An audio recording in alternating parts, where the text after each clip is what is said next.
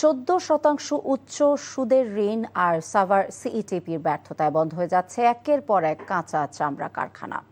বেসিকের আমলাতান্ত্রিক জটিলতার সম্ভাবনাময় খাতটি পরিণত হয়েছে কুটির শিল্পে।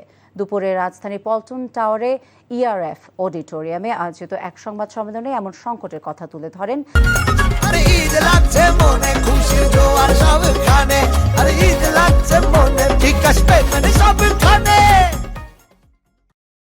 চামড়া খাতের উদ্যোক্তা এবং বিশেষজ্ঞরা। তাদের অভিযোগ, কেন্দ্রীয় বর্জ্য শোধনাগার বা সিইটিপি আন্তর্জাতিক মানদণ্ড পূরণে ব্যর্থ হওয়ায় মিলছে না বৈশ্বিক সনদ।